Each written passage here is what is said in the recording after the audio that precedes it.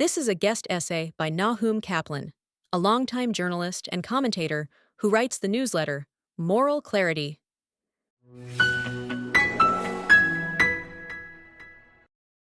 The best advice when talking to a pro-Palestinian supporter is not to bother unless time has no value to you.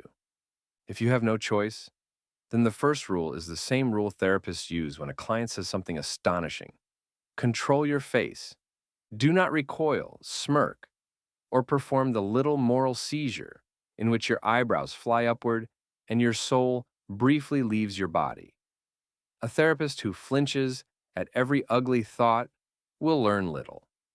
The same applies when someone announces, with the serene confidence of an Instagram junkie, that Israel is committing so-called genocide, colonialism, apartheid, and that nasty wind that brings pollen in from the north. It is more than arguments that sustain the modern pro-Palestinian movement. It is an entire emotional architecture: identity, belonging, moral status, grievance, fear, guilt, and the intoxicating sensation of being one of history's good guys. Facts alone rarely penetrate this structure because facts are processed through the identity they threaten. The more politically useful the belief, the more psychologically defended it becomes. This is where therapy methods become useful. Not because political activists are crazy, though some are manifestly as crazy as bedbugs, but because psychotherapy has spent decades studying what happens when people become fused with a narrative, threatened by contradiction, and emotionally incapable of examining the meanings they have attached to events. That is precisely what happens in many conversations about Israel. Begin, therefore, with regulation. When a person shouts, "Israel is a settler colonial state," the temptation is to answer in the same emotional pitch. This is a mistake.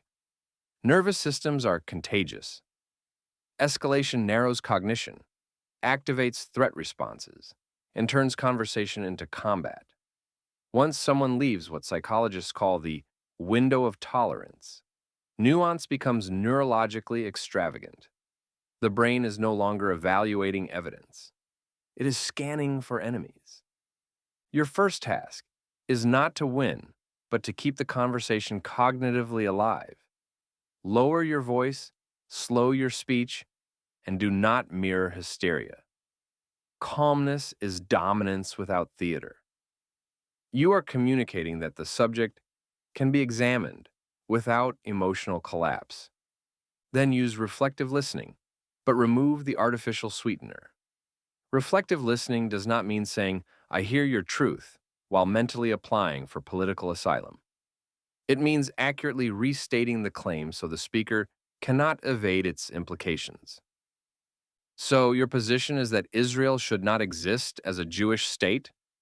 So when you say resistance by any means necessary, you are including the murder of civilians? This is reflection with moral traction. It forces abstraction into specificity. Political extremism flourishes in euphemism. Resistance sounds romantic. A child murdered in her bedroom does not.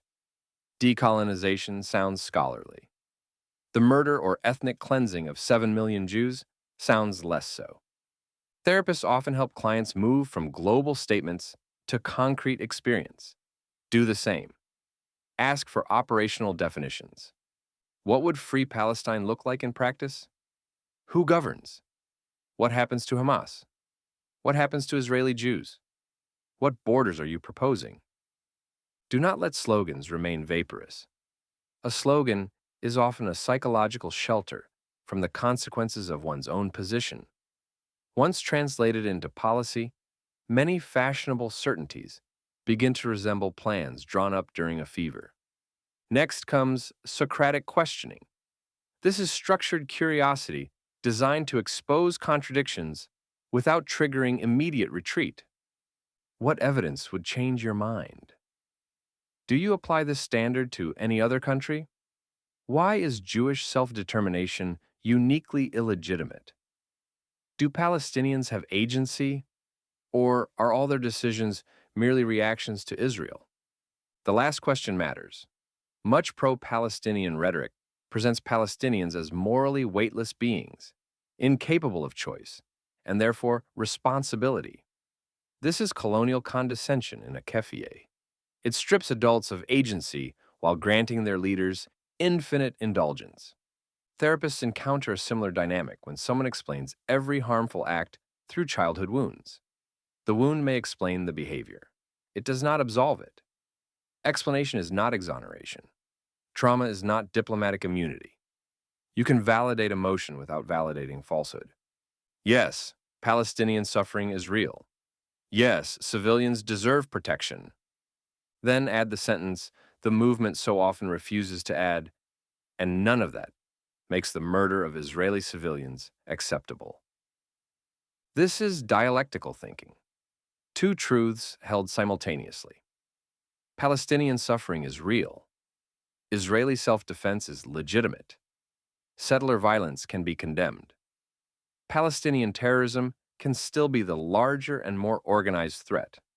A person can oppose an Israeli policy without joining a movement that launders Hamas, Palestinian Islamic Jihad, Hezbollah, and the Islamic Republic of Iran's regime. Extremist politics relies on splitting. One side all victim, the other all aggressor. One side pure, the other demonic. In psychodynamic language, splitting protects the psyche from ambivalence. In activist language, it produces placards. Do not reward splitting. When someone says, you either support Palestine or genocide, refuse the frame. No, those are not the only moral positions available. When they say, silence is violence, answer, no. Sometimes silence is caution. Sometimes speech is ignorance. Sometimes slogans are violence with good graphic design. Another useful tool is motivational interviewing. Its central insight is that people are more persuaded by arguments they articulate themselves than by arguments imposed on them. Instead of battering the person with evidence, ask questions that make them hear their own dissonance. What matters most to you here? Human rights? Do Israeli civilians have human rights? Yes, but do hostages? Yes. Should rape be condemned regardless of the perpetrator? Of course. Then why does your movement struggle to say so without qualification? The point is not the gotcha, but the discrepancy between professed values and actual behavior. A movement that claims universal human rights, but becomes linguistically paralyzed when Jews are raped, has a discrepancy problem larger than my ego. Expect resistance. Psychological resistance is not proof that you have failed. It often means you have touched the protected core. Do not over-pursue. Pushing too hard can strengthen defenses. A person confronted aggressively may retreat into identity-protective cognition, rejecting information because accepting it would threaten their tribe, status, or self-conception. Say less. I am not asking you to agree now. I am asking whether you apply your morality consistently. Silence can be useful. Most activists are trained for confrontation, not reflection. They expect slogans to collide. They are less prepared for a pause in which their contradictions remain audible. Watch for transference and counter-transference. In therapy, transference occurs when someone projects old relationships and emotions onto the present. In Israel debates, the Jewish state is frequently made to play whatever villain the speaker already hates: empire, whiteness, capitalism, nationalism, militarism, Europe, America, masculinity, borders, or history. Israel becomes less a country than a psychological screen. Counter-transference is your reaction to them. You may feel rage, contempt, or the desire to humiliate. Notice it. Do not let it drive. Contempt can be accurate and still strategically useless. The aim is not to demonstrate that you are smarter, though this will occasionally be unavoidable. The aim is to expose the claim's moral and factual architecture.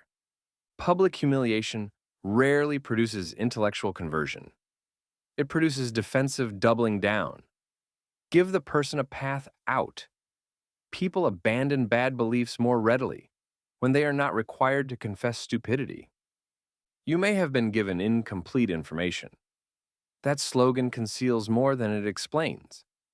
This preserves dignity without preserving nonsense. But therapy also teaches boundaries. Not every conversation should continue. If someone celebrates atrocities, denies rape, mocks hostages, or tells Jews they deserved October 7th, you are not obliged to become their unpaid clinical supervisor. Curiosity has limits. Empathy is not moral surrender. You can say, I will discuss policy. I will not debate whether Jewish civilians are legitimate targets. I will hear criticism of Israel. I will not participate in anti-Semitic conspiracy. If terrorism is your moral exception, the conversation is over. The boundary matters because endless engagement can become its own pathology. The fantasy that every fanatic is one exquisitely phrased question away from sanity. Some people are not confused. They are committed. The final technique is mentalization, the capacity to perceive other people as minds with histories, fears, motives, and limited knowledge. Ask the pro-Palestinian supporter to imagine the Israeli mind not as a cartoon colonist, but as a citizen shaped by suicide bombings, rockets, kidnappings, massacres, failed peace offers, and neighbors whose leaders openly promise annihilation. What would security mean if your children had 15 seconds to reach a bomb shelter? What risks would you accept after civilians were slaughtered during a ceasefire? What would withdrawal mean if the territory became another launchpad? Mentalization does not demand agreement, just adulthood. That, ultimately, is the objective. To move the conversation from moral theater to moral adulthood, from slogans to consequences, from selective empathy to universal standards. Speak calmly. Define terms, reflect claims, test values, hold contradictions, refuse euphemisms, preserve dignity where possible and boundaries where necessary. And always control your face. The person opposite you may say something so historically illiterate, morally inverted, and psychologically revealing that every muscle in your body will wish to resign. Do not let them. The conversation has only just become interesting.